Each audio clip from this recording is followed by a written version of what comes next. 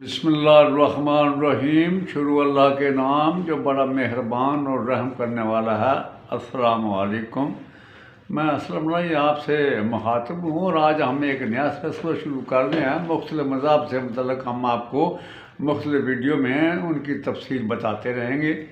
ابتدا کر رہے ہیں یہودیت سے۔ پہلے دیکھتے ہیں کہ یہودیت ہے کیا۔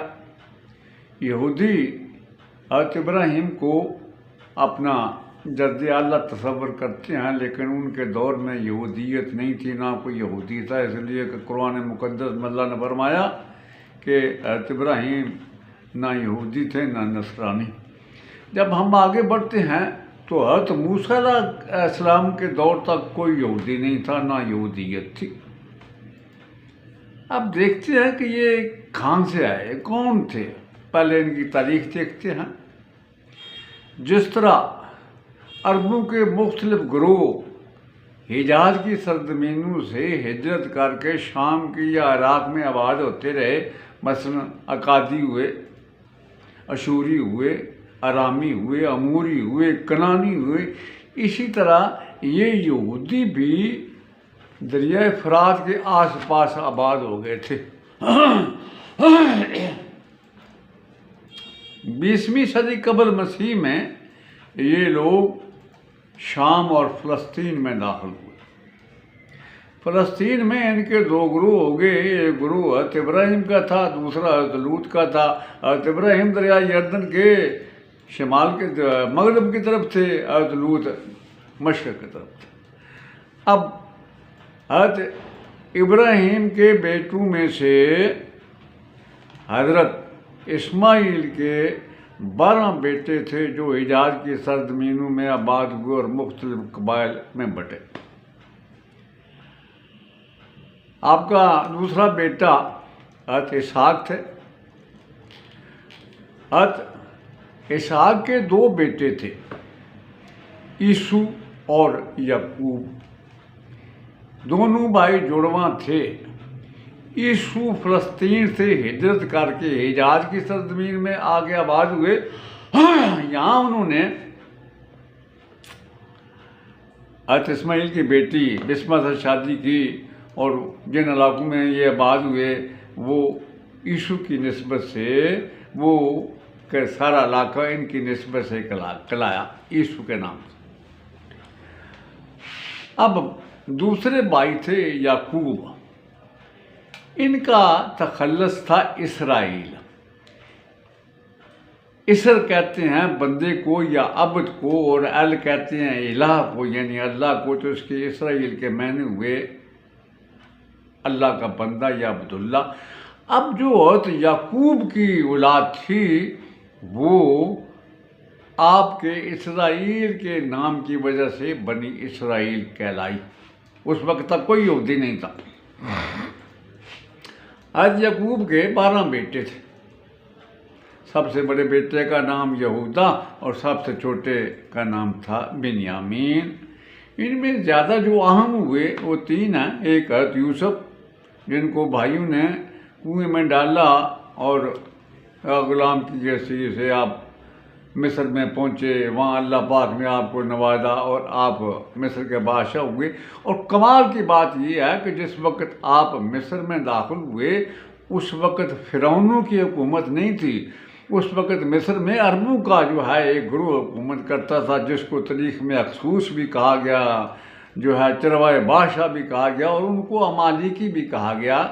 یہ 3 صدی قبل سے سن 16 تک انہوں نے وہاں حکومت کی۔ حضرت یوسف کے دور میں یہ عرب ہی مصر پر حکمران تھے، لہذا ان کے جو تعلقات تھے بنی اسرائیل کے ساتھ بڑے عمدہ رہے۔ حضرت یوسف نے حضرت یعقوب اور اپنے سارے اہل خانہ کو مصر میں بلا لیا تھا۔ یہاں یہ ایک عرصہ بعد رہے، آبادی ان کی بڑھتی نہیں، یہاں تک کہ 1600 قبل مسیح میں عربوں کو یعنی امالیکی عربوں کو وہاں سے نکالا گیا، اور فرعونوں نے حکومت شام کی۔ فرعونوں نے ان پر مظالم کرنا شروع کیے۔ کچھ لوگوں کا خیال ہے کہ یہ مظالم ان پر کرتے تھے کہ کہیں بادشاہ کو اپنے تخت کی جو ہے جاتے رہنے کی خطرہ تھا۔ یہ بات نہیں ہے، بلکہ ان دنوں بادشاہ جو رامسیس تھا اس پر لبنان کی طرف سے وحشی قبائل حملہ آور ہوتے تھے، لہذا وہ چاہتا تھا کہ اسرائیلیوں کی تعداد کم سے کم رہے، ان کے بیٹوں کو مارتا تھا، بچیوں کو نہیں چھیڑتا تھا۔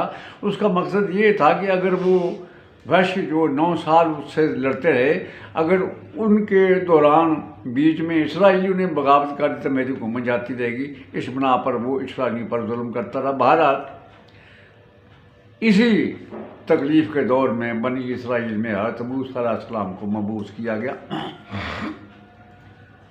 آپ نے ایک مقامی لوگ قبطی کو مار دیا، جس کی بنا پر ہجرت کر کے آپ مدین کی طرف گئے۔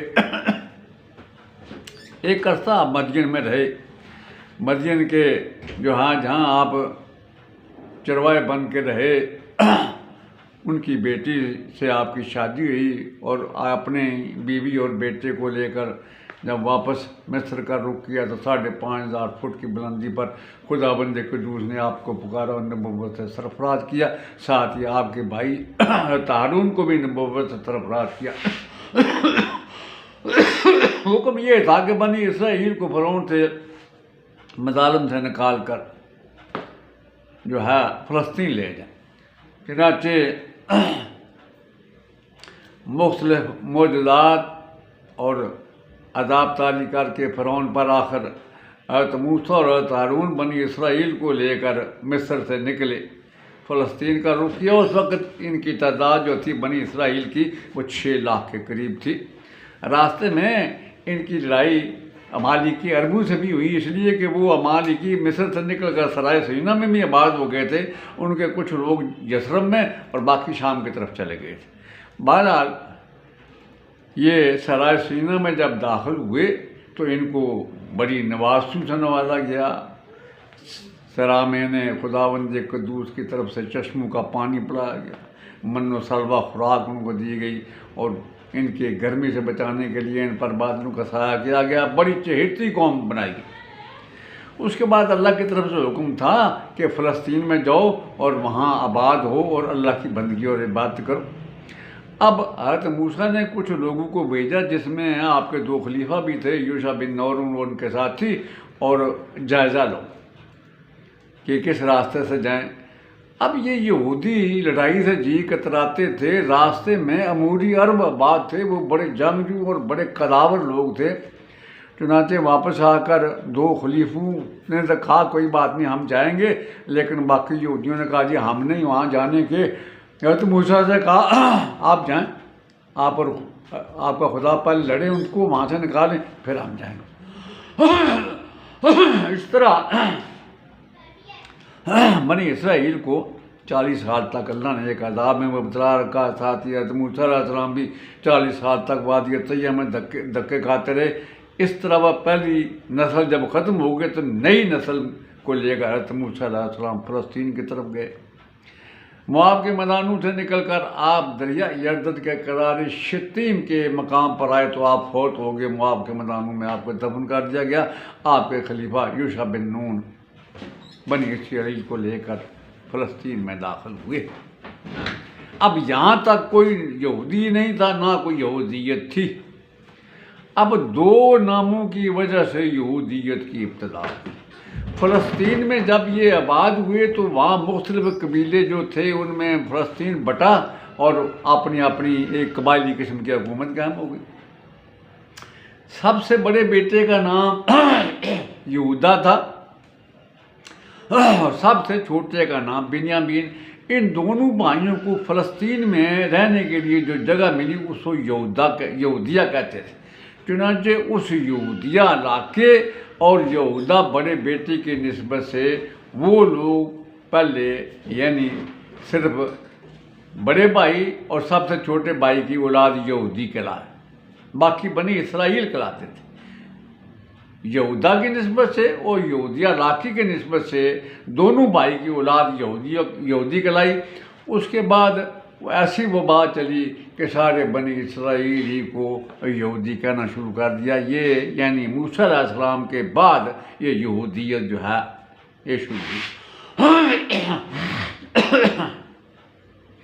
فلسطین میں آباد ہونے کے بعد ان کے قاضی مقرر ہوئے، قاضی ان کے فیصلے کرتے تھے۔ اس کے بعد حضرت سامول ان کی طرف مبعوث ہوئے سن 1050 میں، اور ان کی فرمائش پر حضرت سامول نے ان کے لیے ایک بادشاہ مقرر کیا تاکہ ان کا اپنا لشکر ہو جو باہر سے حملہ آور ہوتے ہیں، اس لیے کہ فلسطینی بار بار ان پر حملہ آور ہو کر انہیں تنگ کرتے تھے۔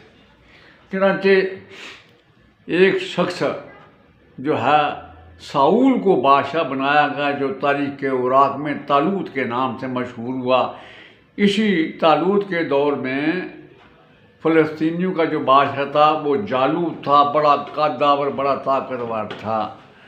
وہ ان کو پکارتا تھا کوئی ہے میرے مقابلے پہ نکلے، تو حضرت داؤد علیہ السلام نے اسے قتل کیا، اور اس قتل کی وجہ سے انعام کے طور پر فلسطینیوں کے یعنی یہودیوں کے بادشاہ طالوت یعنی سموئیل نے اپنی بیٹی کی شادی حضرت داؤد سے کر دی۔ چنانچہ طالوت جب مر گیا تو اس سے رشتے کے تعلق سے حضرت داؤد بادشاہ بنا۔ آپ نے ایک مرکزی حکومت قائم کی، سلطنت کو وسعت دی۔ آپ کے بعد حضرت سلیمان آئے، انہوں نے سلطنت کو مزید وسیع کیا۔ حضرت سلیمان کے بعد آپ کا بیٹا انتہائی نالائق ثابت ہوا، رہوبعام اس کا نام تھا۔ حضرت سلیمان کے بعد بنی اسرائیل کے 12 قبیلوں کا جو جلسہ ہوا اور فیصلہ کیا کہ بادشاہ کو چناؤ کیا جائے۔ رہوبعام نے کہا میرا باپ تمہیں کوڑوں کی سزا دیتا تھا، میں تمہیں بچھوں سے لڑاؤں گا۔ چنانچہ 10 قبیلوں نے بغاوت کر دی، اس کے خلاف صرف 2 قبیلوں نے جو ہے اس کا ساتھ دیا۔ اس طرح یہودی مملکت 2 حصوں میں تقسیم ہو گئی۔ شمالی حصے کا نام اسرائیل بن گیا اور جنوبی حصے کا نام جو ہے وہ یہودیہ رہا، یہودیہ۔ شمالی حصہ کا مرکزی شہر سامریہ تھا اور جنوبی حصے کا یروشلم تھا۔ اب یہ سیدہ کے ایک بادشاہ کی لڑکی کا رشتہ لینے کی وجہ سے شرک میں بڑی طرح مبتلا ہوئے، ساتھ یہ آپس میں بھی لڑنے لگے۔ کبھی یہ شام کے عربوں کے خلاف مصر کا ساتھ دیتے اور کبھی مصر کے خلاف شام کے عربوں کا ساتھ دیتے۔ آخر عرب ان سے تنگ آ گئے اور اشوری عربوں کا بادشاہ تغل پلاسر ان پر حملہ آور ہوا، ان کے شہر سامریہ کو تباہ و برباد کر دیا اور کافی کو غلام بنایا۔ اس کے بعد یہ سامریہ جو تھی، سامریہ یعنی اسرائیل کی سلطنت پھر اٹھی۔ اس کے بعد اشوریوں کا دوسرا بادشاہ سارگن حملہ آور ہوا، اس نے شہر ہی تباہ کر دیا مکمل طور پر، ان سب کو قیدی بنا کے مختلف علاقوں میں پھیلا دیا۔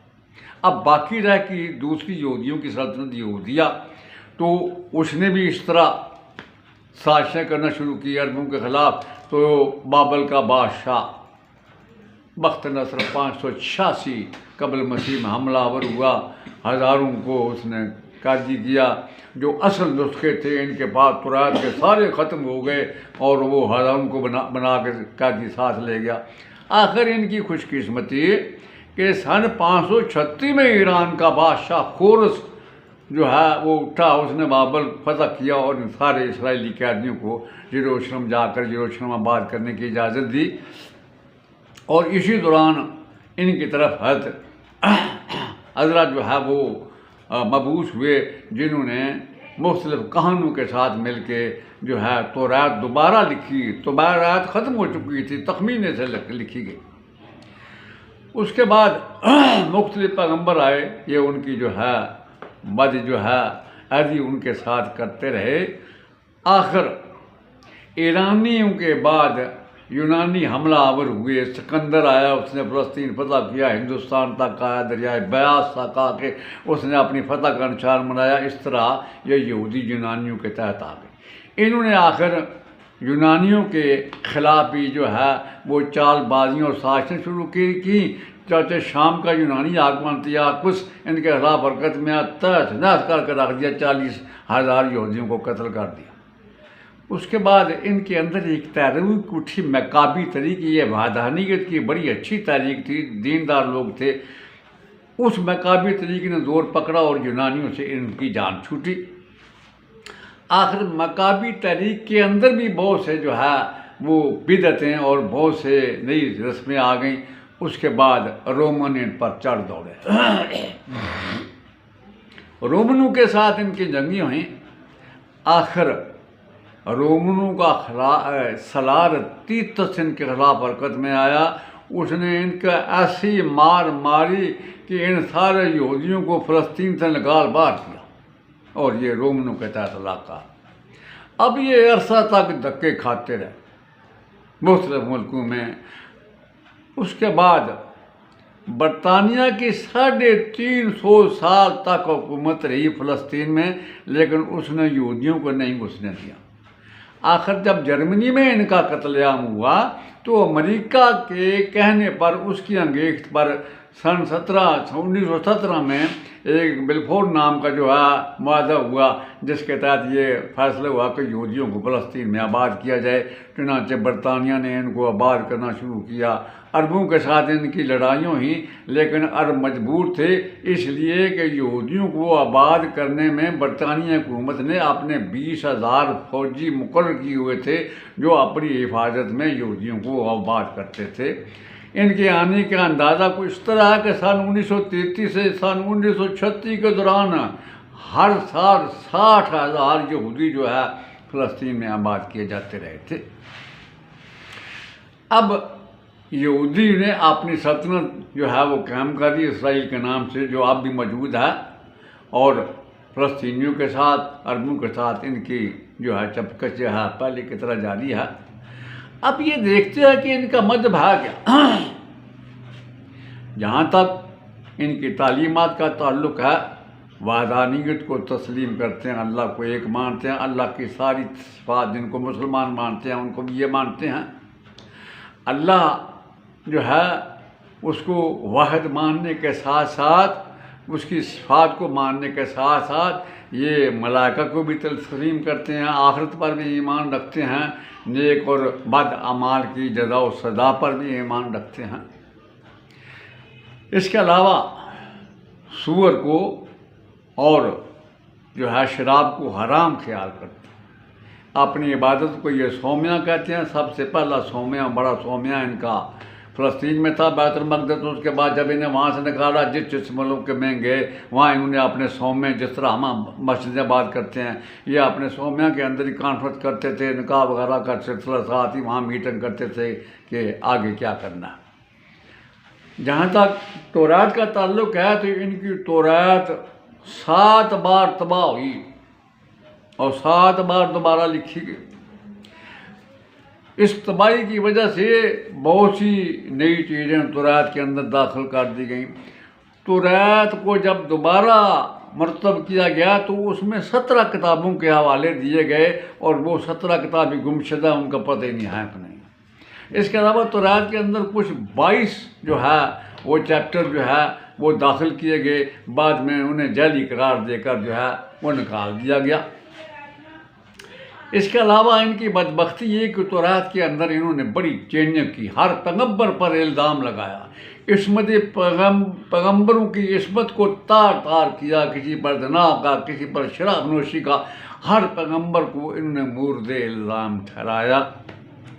اور جہاں تک ان کے مذہب کا مزید تعلق ہے تو یہ 9 مذہبی تہوار ہیں ان کے، عبادت کرتے ہیں اللہ کی، لیکن یہ کے ساتھ ہی سود کے بھی یہ موجود ہیں۔ اس کے علاوہ انہوں نے کتاب کے اندر خود ہی چینجنگ کی۔ کتاب کا نام پہلے تورات تھا، بعد میں ہو گیا عہد نامہ عتیق، بعد میں اس کا نام پڑ گیا بائبل۔ بائبل یونانی لفظ ہے جو آج کل بھی جو ہے وہ چل رہا ہے۔